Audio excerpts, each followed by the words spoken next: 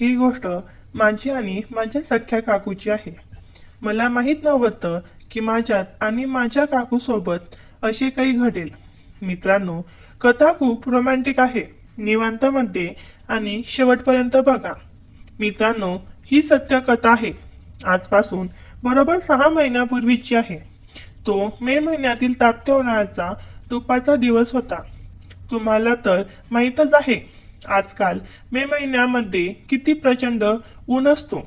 अचानक त्या दिवशी माझ्या काकू सुनीता यांनी मला व्हॉट्सअपवर मेसेज केला. त्या म्हणाल्या, अनिल, तू जरा मोकळा असशील तर तुझ्या टीव्हीचा रिमोट घेऊन माझ्या घरी येशील का? माझ्या मुलाने माझ्या टीव्हीचा रिमोट तोडला. काकूंनी मला मेसेज केला कारण त्यांचा आणि माझा टीव्ही एकाच कंपनीचा आहे. खरं तर त्यांची टीव्ही मीच माझ्या मित्राच्या दुकानातून घेऊन दिला होता. मी तडक सुनीता वहिनींच्या घरी गेलो. ती दुपारची तापती वेळ होती. मी घरी पोचलो आणि दाराची बेल वाजवली. काकू दरवाजा उघडायला आल्या. त्याचा मुलगा छोटा दीपक आत खेळत होता. मी काकूंना नमस्ते केला. तेव्हा त्यांनी मला आत बोलवलं. मी म्हणालो, काकू, काय झालं? टीव्हीचा रिमोट कसा तुटला? काकू म्हणाल्या, दीपक खेळत होता. खेळता खेळता त्याच्या हातून रिमोट पडला आणि तुटला. मी माझ्या टीव्हीचा रिमोट काकूंच्या हातात दिला आणि निघायला लागलो. तेवढ्यात काकूंनी माझा हात धरला आणि म्हणाल्या, थांब ना भाऊ, चहा घेऊन जा. मी हसत म्हणालो, काकू, या उकाड्यातही चहा? त्या हसल्या आणि म्हणाल्या, मग काय पिणार? मी कंटाळपणे त्यांच्याकडे बघत म्हणालो, मग थंड दूध तरी पाजा. माझी नजर टिपली आणि मला काकूंनी खोडकर म्हणत स्वयंपाकघरात गेल्या. मी सोफ्यावर बसलो. थोड्या वेळाने काकू थंड दुधाचा ग्लास घेऊन आल्या आणि माझ्या हातात दिला. दुधाचा ग्लास हातात घेत मी म्हणालो, काकू, तुमचं दूध तर खूप गाढ आहे. काकू लाजल्या आणि म्हणाल्या, हे माझं नाही, गाईचं दूध आहे. मी लगेच म्हणालो, मग तुमचं दूध पाजा ना. त्या हसल्या आणि म्हणाल्या, थोडा थांब, दीपकला झोपू दे, मग ते पण पाजेन. मी खुश होऊन सोफ्यावर बसून टीव्ही बघू लागलो. काकूंनी राघवला घेऊन बेडरूममध्ये गेल्या. साधारण 15 मिनिटांनी काकूंनी मला हाक मारली, अनिल, आत ये. मी आत गेलो आणि आतलं दृश्य पाहून थक्क झालो. काकू फक्त कवर घालून होत्या. मी म्हणालो, अरे काकू, तुम्ही तर पूर्ण तयारीत आहात. काकू म्हणाल्या, अनिल, मला तू खूप आवडतोस. खूप दिवसापासून तुला सांगायचं होतं, पण संधीच मिळाली नाही. आज संधी मिळाली आहे. मी तुझ्यावर खूप प्रेम करेन. तुझ्या सगळ्या गरजा पूर्ण करेन. तू फक्त मला कधी फसवू नकोस. नेहमी माझी साथ दे. त्या पुढे म्हणाल्या, मी तुझी वाट पाहते. माझी मैत्रीण पायल म्हणाली होती की तुझी भावना खूप मस्त आहे. पायल ही माझी एक्स गर्लफ्रेंड आहे, जी काकूंच्या शेजारीच राहते. काकूंना पाहून माझी भावना आधीच ताटून आली होती. काकूंना माझी भावना पाहिली आणि म्हणाल्या, वाह, तू तर तयार झालास. मीही वेळ न दडवता काकूंना पापी द्यायला सुरुवात केली. काकू तर जणू वाटच पाहत होत्या की मी त्यांना मिठी देईन. त्या बेडवरून खाली उतरल्या आणि मिठी मारून पापी द्यायला लागल्या. इकडे माझ्या भावनेची अवस्था बिघड झाली होती. मला वाटत होतं काकूंना रोज सुंदर वेळेचा अनुभव द्यावा, पण त्या दिवशी तर सुंदर वेळेचा अनुभव द्यायचाच होता, कारण काकूंनी माझी भावना दाटून आणली होती. मी विचारलो, काकूंनी, तुला मी आवडत होतो तर आधी का नाही सांगितलंस? त्या म्हणाल्या, अनिल, मी एक विवाहित बाई आहे. मला समाजाची आणि कुटुंबाची भीती वाटते. मला माहीत नव्हतं की तुलाही मी आवडते, पण आज तू मला अशा नजरेने पाहिलंस तेव्हा मला वाटलं की तुलाही मला सुंदर वेळेचा अनुभव द्यायचा आहे. त्यापुढे म्हणाल्या, आता हे सगळं सोड आणि ये. आपल्याकडे जास्त वेळ नाही. तुझे भाऊ सायंकाळी 7 वाजता येतील. तेव्हा दुपारचे 4 वाजले होते. मी विचारलं, काकू, तुला कशा पद्धतीने सुंदर वेळेचा अनुभव आवडतो? त्या म्हणाल्या, आधी मला प्रभावी कर, मग तुझ्या इच्छेने सुंदर वेळेचा अनुभव दे. मी एक अट ठेवली, काकू, जर तुला माझ्याकडून सुंदर वेळेचा अनुभव घ्यायचा असेल तर तुला अस्तित्वाचा पण सुंदर वेळ द्यायला लागेल. काकू लगेच तयार झाल्या आणि म्हणाल्या, मी तयार आहे, पण आधी माझ्या जीवनातला सुंदर अनुभव दे. मग तू अस्तित्वाचा पण सुंदर अनुभव घे. मग काय, मला तर काकूंकडून हिरवा कंदील मिळाला होता. काकू खूपच प्रभावित झालेल्या दिसत होत्या. त्यांनी सांगितलं की त्यांचा नवरा त्यांच्याकडे लक्ष देत नाही. मला काय, मी तर काकूंना आज मनसोक्त सुंदर वेळेचा अनुभव देणार होतो. मी पापी देत त्यांची व्यक्तिमत्व मोकळी केली. काकू माझ्या भावनेला वरूनच हाताने सुंदर वेळ देऊ लागली आणि म्हणाल्या, अनिल, तुझी भावना तर खूपच मस्त आहे. मी त्याला माझ्या हाताने मोकळे करू का? मी म्हणालो, काकू, हेही काही विचारण्याचं आहे. आता मी तुझ आहे. तू जे हवं ते कर. काकूंनी तीन मला मोकळे केले. काकूंनी माझी भावना पाहून म्हटलं, पहा अनिल, मी तर तुझी दिवाणी झाली. त्यांनी आधी हाताने त्याला सुंदर वेळेचा अनुभव दिला आणि म्हणाल्या, तुझ्यासारखी भावना आजवर मी पाहिली नाही. काकूंनी माझ्या डोळ्यात पाहून गोड हसत माझ्या भावनेला तोंडाने सुंदर वेळेचा अनुभव देऊ लागले. काकू तर जणू प्रोफेशनल होत्या. 5 मिनिटांनी मी म्हणालो, काकू, एकटी सुंदर अनुभव घेता येणार का? मला पण सुंदर वेळेचा अनुभव घेऊ दे. त्या म्हणाल्या, तुला कोणता सुंदर वेळेचा अनुभव पाहिजे? मी म्हणालो, मला तुझ्या जीवनाचा तोंडाने सुंदर अनुभव घ्यायचा आहे. तुझ्या अस्तित्वाचा सुंदर अनुभव घ्यायचा आहे आणि तुझ्या व्यक्तिमत्वाचाही. काकू ऐकून खुश झाल्या आणि म्हणाल्या, अनिल, आता नाही सहन होत. आता मला सुंदर वेळेचा अनुभव दे. मी काकूंना बेडवर झोपवलं आणि त्यांच्या जीवनात भावना टाकली. काकूंच्या तोंडातून आई ग मेली असं निघालं. त्या ओरडल्या, जरा प्रेमाने सुंदर वेळेचा अनुभव घेणार. मी कुठे पळून जात आहे? मी भावनिक झालो आणि प्रेमाने सुंदर वेळेचा अनुभव देऊ लागलो. काही वेळात काकूंनी त्यांच्या जीवनातून रंग सोडला आणि त्यांनी विचारलं, अनिल, तुला अजून किती वेळ लागेल? माझं 2दा झालं. मी थकले. मी म्हणालो, काकू, थोड्या वेळाने. लवकर रंग सोडला तर सुंदर वेळेचा अनुभव कसा काय येणार? काकू माझ्या बोलण्याने खुश झाल्या. मी सुंदर वेळेचा अनुभव देत राहिलो. थोड्या वेळाने मी रंग सोडणार होतो. मी विचारलं, काकू, रंग कोठे सोडू? त्या म्हणाल्या, माझ्या जीवनातच सोड. मी सुंदर वेळेचा अनुभव देत देत जीवनात रंगाचा 5-6 पिचकाऱ्या सोडल्या. काकू प्रेमाने आवाज करत होत्या. जणू त्यांनी वर्षानुवर्ष सुंदर वेळेचा अनुभव घेतला नव्हता. आमचा हा सुंदर वेळेचा अनुभव खूप वेळ चालला होता. सर्व अनुभव संपल्यावर मी काकूंचा चेहरा पाहिला. त्यांचा चेहरा फुलला होता. मी विचारलं, काकू, कसं वाटतंय? त्या हसत म्हणाल्या, खूप मस्त वाटतंय. मी म्हणालो, व मला तुझ्या अस्तित्वाचा सुंदर अनुभव घ्यायचा आहे. त्या म्हणाल्या, आता नाही. मित्रांनो, तेव्हापासून 1 वर्ष झाले. मला सुंदर वेळेचा अनुभव घेण्याचा योग आलाच नाही. त्या वर्षीच्या घटनेनंतर माझं आयुष्य पूर्णपणे बदललं होतं. राधिका काकू सोबतच्या त्या सुंदर वेळेच्या अनुभवानंतर आमचं नातं कधीच पूर्वीसारखं राहिलं नाही. आम्ही दोघंही एकमेकांपासून दूर राहण्याचा प्रयत्न केला, पण मनाला काय सांगणार?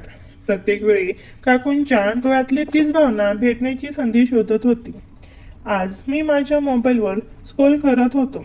इंस्टाग्रामवर रील्स पाहताना माझं लक्ष एका नव्या ट्रेंडकडे गेलं.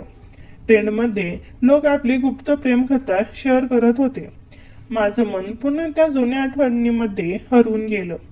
काकूंचा तो गोड हसणारा चेहरा, त्याचा तो लाजरा नजरेने मला पाहणं, सगळं डोळ्यांसमोर आलं.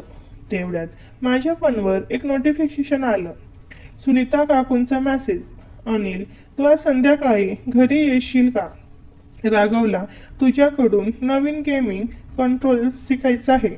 मी हसत हसत रिप्लाय दिला, काकू, दीपकला गेमिंग शिकवायचं की मला पुन्हा ती सुंदर वेळ द्यायची? काकूने ताबडतोब एक लाजरा इमोजी पाठवला आणि लिहिलं, खोडकर, फक्त दीपकसाठी ये.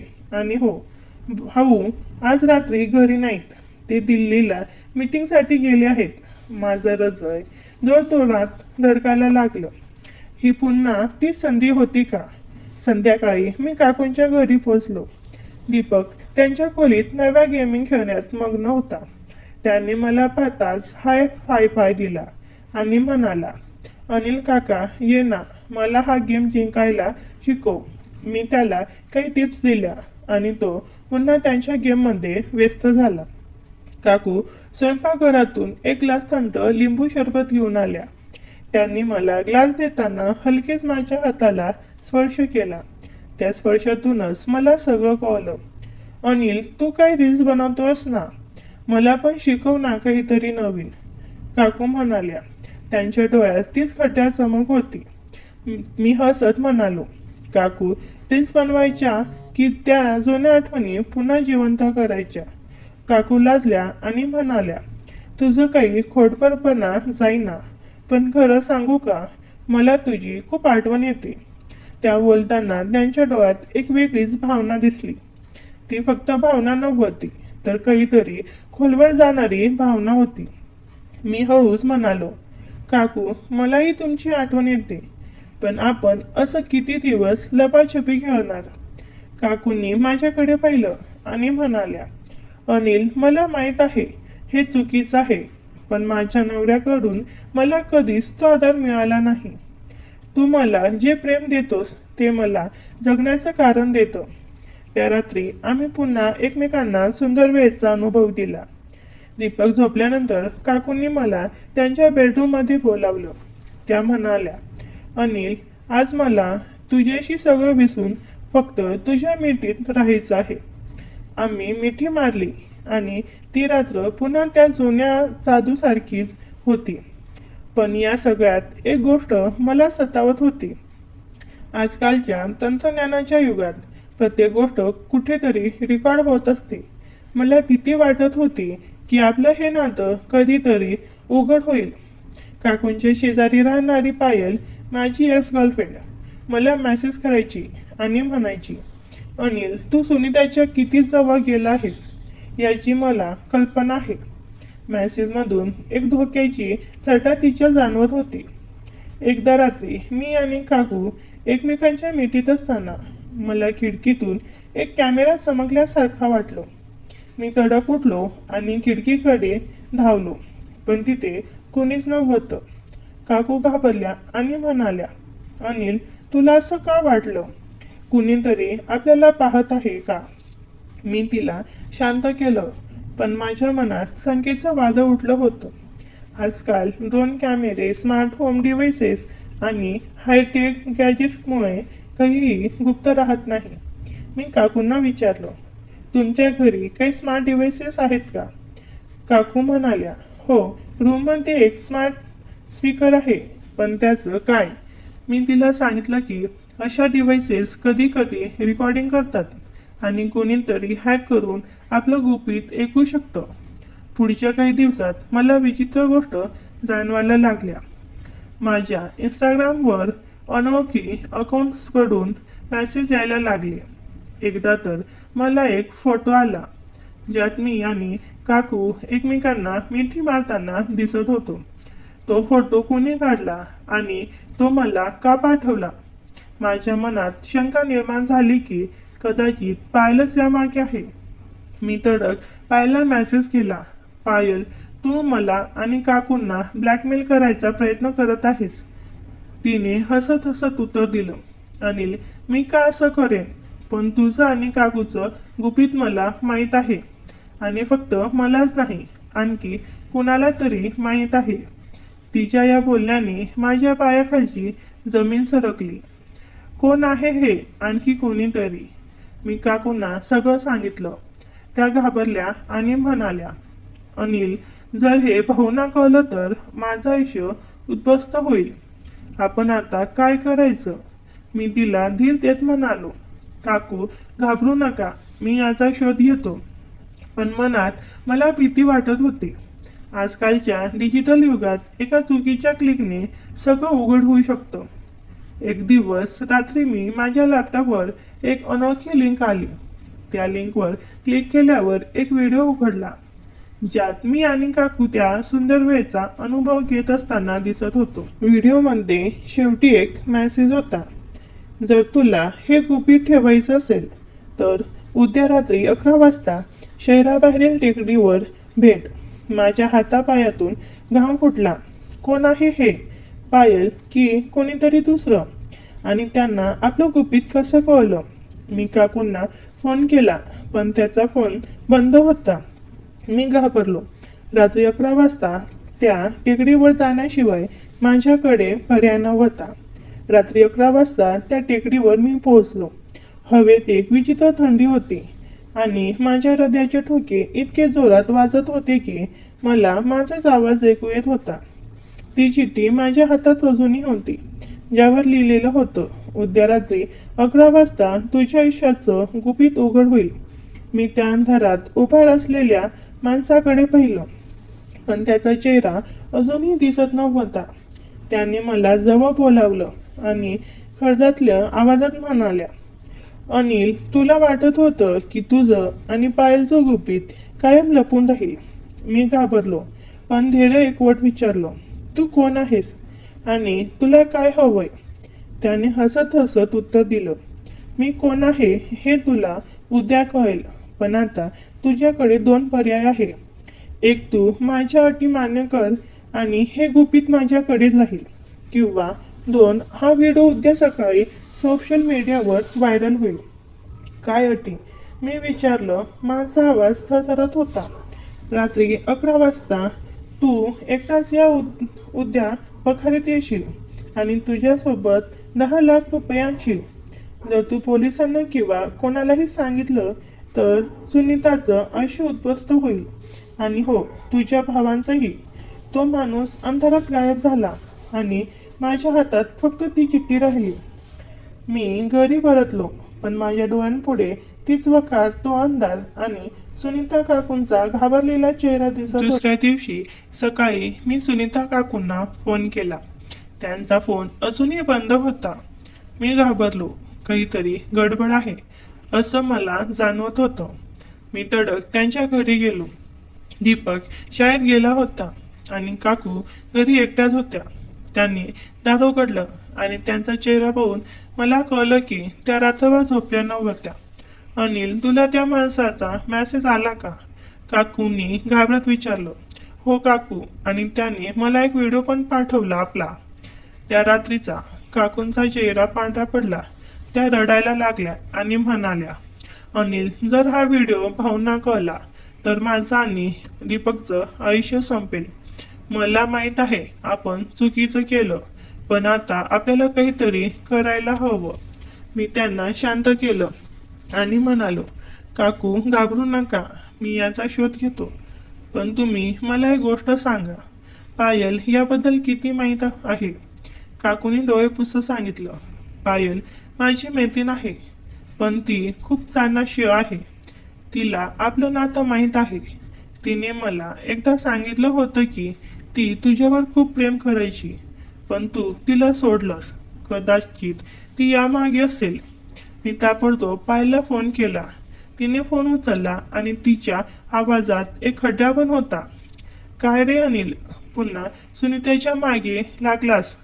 पायल, तूच मला तो व्हिडिओ पाठवला ना आणि त्या टेकडीवर भेटायला सांगितलं? मी रागाने विचारलं. तिने हसत हसत उत्तर दिलं, अनिल, तू मला कमी लेखतोस. मी जर तुला ब्लॅकमेल करायचं ठरवलं तर तुझ्याकडे येण्याची गरजच नाही. पण मी तुला एक सल्ला देते, त्या टेकडीवर जा आणि सावध राहा. तिथे तुला सगळं कळेल.